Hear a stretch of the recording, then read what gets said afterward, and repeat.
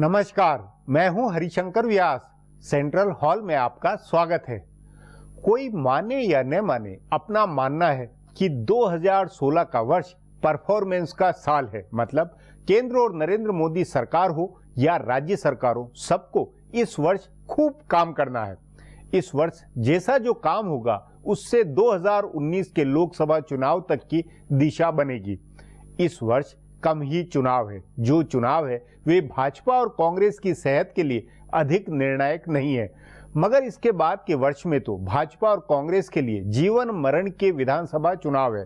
इसलिए 2016 में फुर्सत है, लोगों के बीच काम के जरिए अपनी साख धाक बनाने का मौका है। संभावना लिए हुए जितने भी नेता हैं उन्हें 2016 में अपनी छाप छोड़नी है। जैसे अरविंद केजरीवाल, नीतीश कुमार और राहुल गांधी, सबको अपनी पॉजिटिव इमेज निखारनी है। उधर प्रधानमंत्री नरेंद्र मोदी और भाजपा के मुख्यमंत्रियों को भी 2016 में खूब काम करना है। भाजपा की सरकारों का परफॉर्मेंस 2016 में जैसा रहेगा उससे आगे की दिशा बनेगी। मोटे तौर पर प्रधानमंत्री और मुख्यमंत्रियों ने अपनी प्राथमिकता के मुद्दे तय किए हुए हैं। ऐसे ही विपक्ष के नेताओं ने अपनी राजनीति का ब्लूप्रिंट बनाया हुआ है। तभी ये बूझना मुश्किल नहीं है कि 2016 में राजनीति और राजकाज की दिशा क्या होगी। लाख टके का सवाल है कि 2015 का ट्रेंड क्या 2016 में नेतृत्व बदल सकता है। प्रधानमंत्री नरेंद्र मोदी, कांग्रेस नेता राहुल गांधी और गैर भाजपाई ताकतों ने जो दशा दिशा अपनाई हुई है वह क्या बदल सकती है। राजनीति में टकराव बढ़ेगा या घटेगा। लीडरशिप के स्तर पर क्या कार्यशैली बदलेगी, आज इस पर चर्चा है। इस पर चर्चा के लिए आज मेरे साथ वरिष्ठ पत्रकार नीरजा चौधरी है।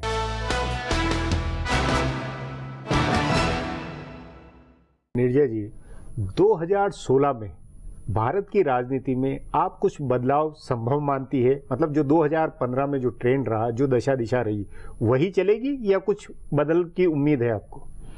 देखिए, मुझे लगता है जहाँ तक भाजपा नरेंद्र मोदी का सवाल है, एक हल्का सा चिन्ह उस दिशा में दिख रहा है कि शायद मोदी 2014 के मोदी की तरफ वापस जा रहे हैं। 2015 का साल उनका नहीं रहा, जो कि भाजपा के हॉटहेड्स हैं, उन्होंने वो सारा डेवलपमेंट एजेंडा को डीरेल कर दिया और उसको कंट्रोल नहीं कर पाए नरेंद्र मोदी। तो इम्प्रेशन वही गया कि भाजपा या बीफ बैन या और चीज़ इस तरह के मुद्दों को ही आगे कर रही है।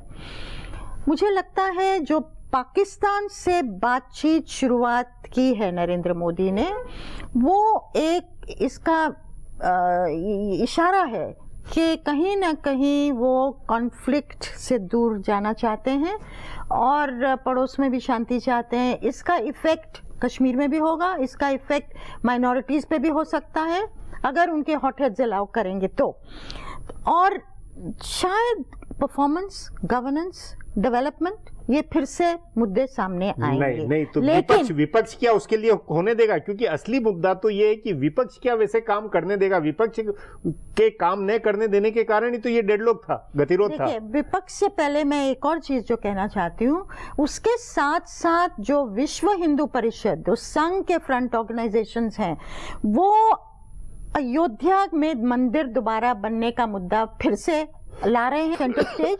और जब तक वो इसलिए कि 2017 की उनकी चिंता है, उनकी तो 2017 की चिंता में 2016 में इनका एजेंडा ज्यादा हावी रहेगा या तो सरकार का? डेवलपमेंट का एजेंडा, अयोध्या का इमोशनल इश्यूज का एजेंडा, इसमें कैसे नरेंद्र मोदी तालमेल बिठा पाते हैं, टाइट रोप वॉक कर पाते हैं, ये चुनौती होने वाली है उनकी। क्योंकि वो अयोध्या का मुद्दा उसको गौण नहीं करेंगे, वो जाहिर है कि चुनाव में सामने आएगा। जहां तक विपक्ष का सवाल है, जो चुनाव आ रहे हैं असम, वेस्ट बंगाल, तमिलनाडु, केरला, इनमें भाजपा, असम के अलावा भाजपा कहीं भी अच्छा करती दिखती नहीं है, तो वो फायदा नहीं होने वाला है। फायदा रीजनल पार्टीज को ज्यादा होगा, हो सकता है कांग्रेस को थोड़ा बहुत हो। पर ये तो मानेंगे कि चुनाव को लेकर इस साल में ज्यादा चकचक नहीं होगी, ज्यादा गवर्नेंस और विकास के मुद्दे या सरकार को लेकर ही ज्यादा घेराबंदी। अगर बीजेपी को फिर से इनिशिएटिव नहीं मिलता चुनावी जीत के रूप में, तो तो फिर जो बाकी नहीं, पर सब पार्टियां वो घेरेंगी और नहीं, भी पर अभी घेरेंगी। तो केवल आसाम के अलावा तो बीजेपी को कोई ऐसा है नहीं मामला। इसीलिए मैं कह रही हूँ कि ऑपोजिशन पार्टीज उनमें जो एक तालमेल बैठा है, कांग्रेस और रीजनल पार्टीज, आप अन्ना डीएम को छोड़ दीजिए, बाकी पार्टी जिनके चुनाव हो रहे हैं वो घेरेंगी बीजेपी को, दो राय नहीं है। और जीएसटी पास होगा कि नहीं, वो इस पे जीएसटी को एक प्रेस्टीज नहीं, वही बना है लेना। जो छत्रप है या कांग्रेस है या राहुल गांधी है और संसद के अंदर गतिरोध है, ये सब इसका समाधान, ये जो नरेंद्र मोदी के जो बाकी जो चीजें हैं उसके कारण वो समाधान निकलेगा, या वो मुझे नहीं लगता वो है, समाधान नहीं मानती है आप? क्यों मुझे नहीं लगता। अगर कुछ चीज मतलब कौन से मुद्दे ऐसे हो सकते हैं जिससे कि बजट फिर वापस बजट का सत्र जो है डिरेल हो जाए? पास होगा, हाँ नहीं, वो तो ठीक है, वहां पर हंगामा, लेकिन हंगामा होगा क्योंकि याद रखिए कि 5 चुनाव हैं आगे। तो अगर विंटर सेशन में इतना हल्ला गुल्ला हुआ और विंटर सेशन वॉश आउट हुआ, तो बजट सेशन तो और भी वॉश आउट होगा, जिस तरह से ऑपोजिशन का रवैया। अगर नरेंद्र मोदी किसी तरह गांधी परिवार को सही मायने में रीच आउट करके विन ओवर कर लें, वो अलग चीज है, वो चमत्कार होगा। लेकिन एज ऑफ नाउ मुझे लगता नहीं बजट उस तरह के चमत्कार की उम्मीद नहीं है कि पक्ष विपक्ष में तालमेल होकर गवर्नेंस आगे बढ़े। मुझे नहीं है, मुझे लगता है जो उस नाते आप राजनीतिक टकराव वाला ही वर्ष 2016 को मानती हैं? मुझे लगता है टकराव का ही वर्ष रहेगा, क्योंकि प्रेपरेशन रहेगी 17 के लिए, जो भाजपा और कांग्रेस दोनों के लिए बहुत अहम है। इस सब को कौन सा एजेंडा, कौन से मुद्दे तय करेंगे आपके अनुसार? ये विदेश नीति वाला मुद्दा होगा या गवर्नेंस विकास वाला मुद्दा होगा, या दूसरे मुद्दे भी, भ्रष्टाचार और ये वाले भी मुद्दे हो सकते हैं, उठ सकते हैं, बेरोजगारी, आर्थिकी?